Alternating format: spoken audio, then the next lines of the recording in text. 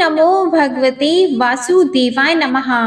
गुरुवार का व्रत रखने से जीवन में सुख शांति और मनोकामना की पूर्ति होती है। गुरुवार के दिन भगवान विष्णु को पीले भोग चढ़ाए जाते हैं, पीले रंग के वस्त्र पहने जाते हैं, पीला भोजन किया जाता है और भगवान विष्णु जी और केले के पौधे का पूजन किया जाता है। इस दिन बृहस्पति देव की पूजा अर्चना करके बृहस्पतिवार की व्रत कथा पढ़ी अथवा सुनी जाती है। तो आइए आज आप सुनिए बृहस्पतिवार व्रत की कथा। भारतवर्ष में एक प्रतापी और दानी राजा राज्य करता था।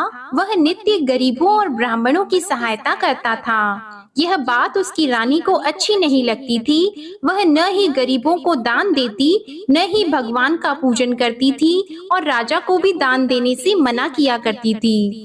एक दिन राजा शिकार खेलने वन को गए हुए थे, तो रानी महल में अकेली थी। उसी समय बृहस्पति देव साधु वेश में राजा के महल में भिक्षा लेने के लिए गए और भिक्षा मांगी, तो रानी ने भिक्षा देने से इनकार कर दिया और कहा, हे साधु महाराज, मैं तो दान पुण्य से तंग आ गई हूँ। मेरा पति सारा धन लुटाते रहते हैं। मेरी इच्छा है कि हमारा धन नष्ट हो जाए, फिर न रहेगा बांस न बजेगी बांसुरी।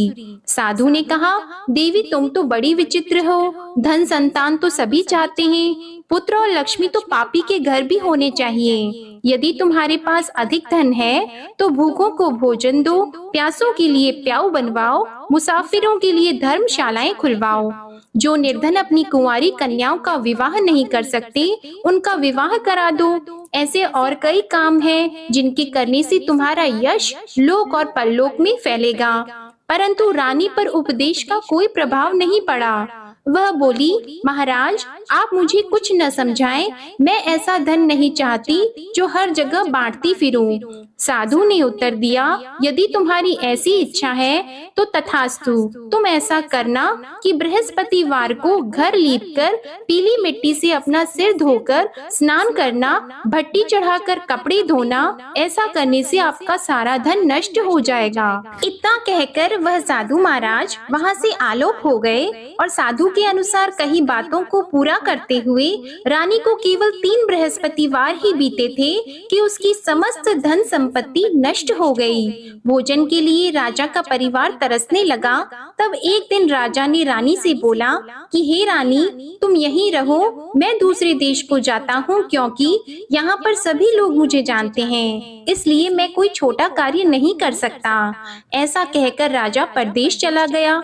वहाँ वह जंगल से लकड़ी काट कर लाता और शहर में बेचता था। इस तरह वह अपना जीवन व्यतीत करने लगा। इधर राजा के परदेश जाते ही रानी और दासी दुखी रहने लगी। एक बार जब रानी और दासी को 7 दिन तक बिना भोजन के रहना पड़ा, तो रानी ने अपनी दासी से कहा, हे दासी, पास ही के नगर में मेरी बहन रहती है, वह बड़ी धनवान है। तू उसके पास जा और कुछ लेकर आ, ताकि थोड़ा बहुत गुजार बसर हो सके। रानी दासी की बहन के पास गई। उस दिन गुरुवार था और रानी की बहन उस समय बृहस्पतिवार व्रत की कथा सुन रही थी। दासी ने रानी की बहन को अपनी रानी का संदेश दिया, लेकिन रानी की बड़ी बहन ने कोई उत्तर नहीं दिया। जब दासी को रानी की बहन से कोई उत्तर नहीं मिला, तो वह बहुत दुखी हुई और उसे क्रोध भी आया। दासी ने वापस आकर रानी को सारी बात बता दी। सुनकर रानी ने अपने भाग्य को कोसा। उधर रानी की बहन ने सोचा कि मेरी बहन की दासी आई थी, परंतु मैं उससे नहीं बोली, इससे वह बहुत दुखी हुई होगी। कथा सुनकर और पूजन समाप्त करके वह अपनी बहन के घर आई और कहने लगी, हे बहन, मैं बृहस्पतिवार का व्रत कर रही थी, तुम्हारी दासी मेरे घर आई थी, परंतु जब तक कथा होती है तब तक न तो उठते हैं और न ही बोलते हैं, इसलिए मैं नहीं बोली। कहो दासी क्यों गई थी? रानी बोली, बहन तुमसे क्या छिपाऊं, हमारे घर में खाने तक को अनाज नहीं था। ऐसा कहते कहते रानी की आंखें भर आई। उसने दासी समेत पिछले 7 दिनों से भूखे रहने तक की बात अपनी बहन को विस्तार पूर्वक सुना दी। रानी की बहन बोली, देखो बहन, भगवान बृहस्पति सबकी मनोकामना को पूर्ण करते हैं। देखो शायद तुम्हारे घर में अनाज रखा हो। पहले तो रानी को विश्वास नहीं हुआ, पर बहन के आग्रह करने पर उसने उसने अपनी दासी को अंदर भेजा तो उसे सचमुच अनाज से भरा एक घड़ा मिल गया। यह देखकर दासी को बड़ी हैरानी हुई। दासी रानी से कहने लगी, हे रानी, जब हमको भोजन नहीं मिलता तो हम व्रत ही तो करते हैं, इसलिए क्यों न इनसे व्रत और कथा की विधि पूछ ली जाए ताकि हम भी व्रत कर सकें। तब रानी ने अपनी बहन से बृहस्पतिवार व्रत के बारे में पूछा। उसकी बहन ने बताया, बृहस्पतिवार के व्रत में चने की दाल और मुनक्का से विष्णु भगवान का केले की जड़ में पूजन करें तथा दीपक जलाएं, व्रत कथा सुने और पीला भोजन ही करें। इससे बृहस्पति देव प्रसन्न होते हैं। और व्रत और पूजन विधि बताकर रानी की बहन अपने घर को लौट गई। 7 दिन के बाद जब गुरुवार आया तो रानी और दासी ने व्रत रखा। घुड़साल में जाकर चना और गुड़ लेकर आई, फिर उससे केले की जड़ तथा विष्णु भगवान का पूजन किया। अब पीला भोजन कहाँ से आए, इस बात को लेकर दोनों बहुत दुखी थी। चूँकि उन्होंने व्रत रखा था, इसलिए बृहस्पति देव उनसे प्रसन्न थे। इसलिए वे एक साधारण व्यक्ति का रूप धारण करके 2 थालों में सुंदर पीला भोजन दासी को दे गए। भोजन पाकर दासी बहुत प्रसन्न हुई और फिर रानी के साथ मिलकर भोजन ग्रहण किया। उसके बाद वे सभी गुरुवार को व्रत और पूजन करने लगी। बृहस्पति भगवान की कृपा से उनके पास फिर से धन संपत्ति आ गई, परंतु रानी फिर से पहले की तरह आलस्य करने लगी।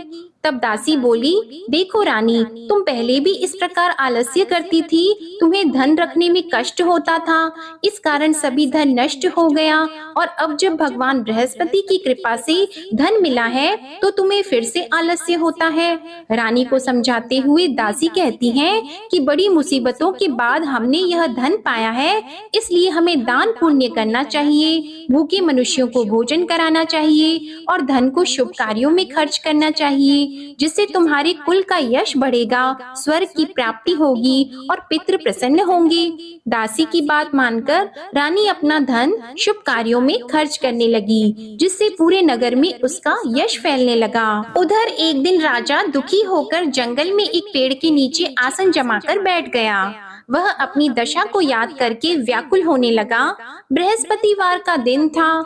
एकाएक उसने देखा कि निर्जन वन में एक साधु प्रकट हुए। वह साधु वेश में स्वयं बृहस्पति देवता थे। लकड़हारे के सामने आकर बोले, हे लकड़हारे, इस सुनसान जंगल में तू इतना चिंता मग्न क्यों बैठा है? लकड़हारे ने दोनों हाथ जोड़कर प्रणाम किया और उत्तर दिया, महात्मा जी, आप सब कुछ जानते हैं, मैं क्या कहूँ। यह कहकर रोने लगा और साधु को अपनी आत्म कथा सुनाई। महात्मा जी ने कहा, तुम्हारी स्त्री ने बृहस्पतिवार के दिन बृहस्पति भगवान का निरादर किया है, जिसके कारण रुष्ट होकर उन्होंने तुम्हारी यह दशा कर दी। अब तुम चिंता को दूर करके मेरे कहने पर चलो तो तुम्हारे सब कष्ट दूर हो जाएंगे और भगवान पहले से भी अधिक संपत्ति देंगे। तुम बृहस्पति के दिन कथा किया करो, 2 पैसे के चने मुनक्का लाकर उसका प्रसाद बनाओ और शुद्ध जल से लोटे में शक्कर मिलाकर अमृत तैयार करो। कथा के पश्चात अपने सारे परिवार और सुनने वाले प्रेमियों में अमृत व प्रसाद को बांटकर खुद भी ग्रहण करो। ऐसा करने से भगवान तुम्हारी सब मनोकामनाएं पूरी करेंगे। साधु के ऐसे वचन सुनकर लकड़हारा बोला, हे प्रभु, मुझे लकड़ी बेचकर इतना पैसा नहीं मिलता जिससे भोजन के उपरांत कुछ बचा सकूं। मैंने रात्रि में अपनी स्त्री को व्याकुल देखा है, मेरे पास कुछ भी नहीं जिससे मैं उसकी खबर मंगा सकूं। साधु ने कहा, हे लकड़हारे, तुम किसी बात की चिंता मत करो। बृहस्पतिवार के दिन तुम रोजाना की तरह लकड़ियां लेकर शहर को जाओ। तुमको रोज से दुगुना धन प्राप्त होगा, जिससे तुम भली भांति भोजन कर लोगे और बृहस्पति देव की पूजा का सामान भी आ जाएगा। इतना कहकर साधु अंतर ध्यान हो गए। धीरे धीरे समय व्यतीत होने पर फिर वही बृहस्पतिवार का दिन आया। लकड़हारा जंगल से लकड़ी काटकर किसी शहर में बेचने गया। उसे उस दिन और दिन से अधिक पैसा मिला। राजा ने चना गुड़ आदि लाकर गुरुवार का व्रत किया। उस दिन से उसके सभी क्लेश दूर हो गए, परंतु जब दोबारा गुरुवार का दिन आया तो बृहस्पतिवार का व्रत करना भूल गया। इस कारण बृहस्पति भगवान नाराज हो गए। उस दिन उस नगर के राजा ने विशाल यज्ञ का आयोजन किया था तथा शहर में ये घोषणा करा दी कि कोई भी मनुष्य अपने घर में भोजन न बनवाए, न आग जलाए। समस्त जनता मेरे यहाँ भोजन करने आए। इस आज्ञा को जो न मानेगा उसे फांसी की सजा दी जाएगी। इस तरह की घोषणा संपूर्ण नगर में करवा दी गई। राजा की आज्ञा के अनुसार शहर के सभी लोग भोजन करने गए, लेकिन लकड़हारा कुछ देर से पहुंचा, इसलिए राजा उसको अपने साथ घर लेके गए और ले जाकर भोजन करा रहे थे तो रानी की दृष्टि उस खूंटी पर पड़ी जिस पर उसका हार लटका हुआ था। वह वहाँ पर दिखाई नहीं दिया। रानी ने निश्चय किया कि मेरा हार इस मनुष्य ने चुरा लिया है। उसी समय सिपाहियों को बुलाकर उसको कारागार में डलवा दिया। जब लकड़हारा कारागार में पड़ गया और बहुत दुखी होकर विचार करने लगा कि न जाने कौन से पूर्व जन्म के कर्म से मुझे यह दुख प्राप्त हुआ है, और उसी साधु को याद करने लगा जो कि जंगल में मिला था। उसी समय तत्काल बृहस्पति देव साधु के रूप में प्रकट हुए और उसकी दशा को देखकर कहने लगे, अरे मूर्ख, तूने बृहस्पति देव की कथा नहीं करी, इस कारण तुझे दुख प्राप्त हुआ है। अब चिंता मत कर, बृहस्पतिवार के दिन कारागार के दरवाजे पर 4 पैसे पड़े मिलेंगे, उनसे तू बृहस्पति देव की पूजा करना, तेरे सभी कष्ट दूर हो जाएंगे। बृहस्पतिवार के दिन उसे 4 पैसे मिले। लकड़हारे ने कथा कही। उसी रात्रि को बृहस्पति देव ने उस नगर के राजा को स्वप्न में कहा, हे राजा, तुमने जिस आदमी को कारागार में बंद कर दिया है वह निर्दोष है, वह राजा है, उसे छोड़ देना। रानी का हार उसी खूंटी पर लटका है, अगर तू ऐसा नहीं करेगा तो मैं तेरे राज्य को नष्ट कर दूंगा। इस तरह रात्रि के स्वप्न को देखकर राजा प्रातः काल उठा और खूंटी पर हार देखकर लकड़हारे को बुलाकर क्षमा मांगी और लकड़हारे को योग्य सुंदर वस्त्र आभूषण देकर विदा कर दिया। बृहस्पति देव की आज्ञा के अनुसार लकड़हारा अपने नगर को चल दिया। राजा जब अपने नगर के निकट पहुंचा तो उसे बड़ा आश्चर्य हुआ।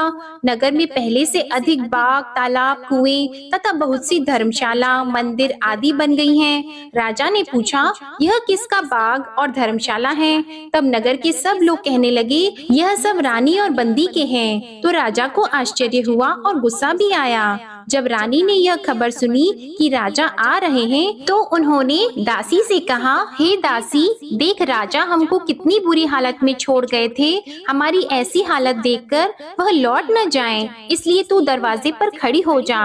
आज्ञा के अनुसार दासी दरवाजे पर खड़ी हो गई। राजा आए तो उन्हें अपने साथ लेकर आई। तब राजा ने क्रोध करके अपनी रानी से पूछा कि यह धन तुम्हें कैसे प्राप्त हुआ है?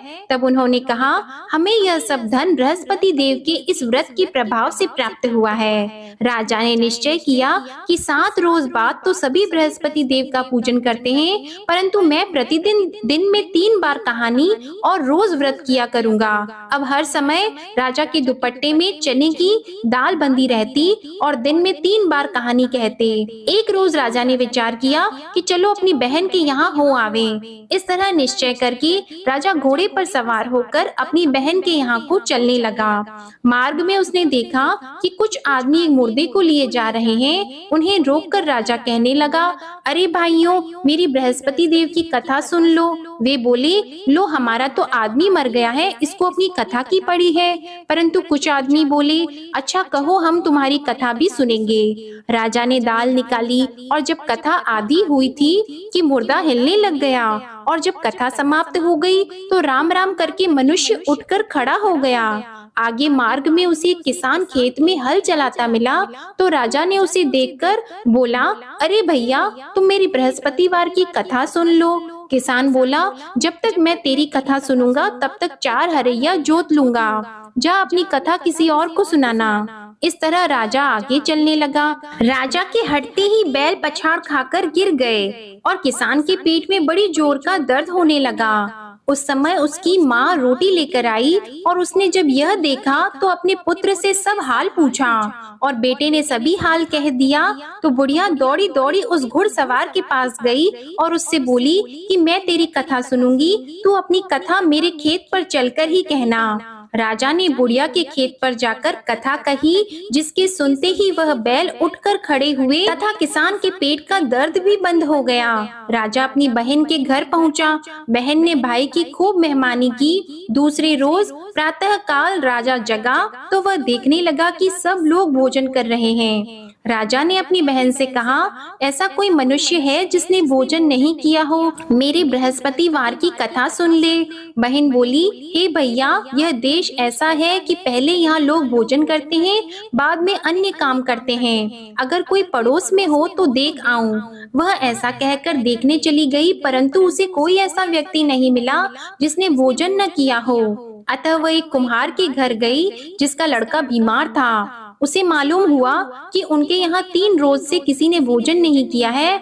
रानी ने अपने भाई की कथा सुनने के लिए कुम्हार से कहा। वह तैयार हो गया। राजा ने जाकर बृहस्पतिवार की कथा कही, जिसको सुनकर उसका लड़का ठीक हो गया। अब तो राजा की प्रशंसा होने लगी। एक रोज राजा ने अपनी बहन से कहा कि हे बहन, हम अपने घर को जाएंगे, तुम भी तैयार हो जाओ। राजा की बहन ने अपनी सास से कहा तो सास ने कहा, हाँ चली जा, परंतु अपने लड़कों को मत ले जाना, क्योंकि तेरे भाई की कोई औलाद नहीं है। बहन ने अपने भैया से कहा, हे भैया, मैं तो चलूंगी पर कोई बालक नहीं चलेगा। तो राजा बोला, जब कोई बालक नहीं चलेगा तब तुम ही क्या करोगी? बड़े दुखी मन से राजा अपने नगर को लौट आया। राजा ने अपनी रानी से कहा, हम निर्वंशी हैं, हमारा मुंह देखने का धर्म नहीं है और कुछ भोजन आदि नहीं किया है। रानी बोली, हे प्रभु, बृहस्पति देव ने हमें सब कुछ दिया है, वह हमें औलाद अवश्य देंगे। उसी रात को बृहस्पति देव ने राजा से स्वप्न में कहा, हे राजा उठो, सभी सोच त्याग दो, तेरी रानी गर्भ से है। राजा को यह बात सुनकर बड़ी खुशी हुई। 9वें महीने में उसके गर्भ से एक सुंदर पुत्र पैदा हुआ। तब राजा बोला, हे रानी, स्त्री बिना भोजन के रह सकती है, पर बिना कहे नहीं रह सकती। जब मेरी बहन आएगी तुम उससे कुछ मत कहना। रानी ने सुनकर हाँ कर दिया। जब राजा की बहन ने यह शुभ समाचार सुना तो वह बहुत खुश हुई और बधाई लेकर अपने भाई के यहाँ आई। तभी रानी ने कहा, घोड़ा चढ़कर तो नहीं आई है, गधा चढ़कर आई है। राजा की बहन बोली, भाभी, मैं इस प्रकार न कहती तो तुम्हें औलाद कैसे मिलती? बृहस्पति देव ऐसे ही हैं, जैसी जिसके मन में कामनाएं हैं सभी को पूर्ण करते हैं। जो सद्भावना पूर्वक बृहस्पतिवार का व्रत करता है एवं कथा पढ़ता है अथवा सुनता है, दूसरों को सुनाता है, बृहस्पति देव उनकी सभी मनोकामनाएं पूर्ण करते हैं। प्रेम से बोलिए बृहस्पति देव की जय। गुरुवार व्रत कथा समाप्त होती है। आपको आज की कथा अच्छी लगी हो तो वीडियो को लाइक करके चैनल को जरूर सब्सक्राइब करिएगा और कमेंट में भगवान विष्णु जी और लक्ष्मी जी की जय जरूर लिखिएगा।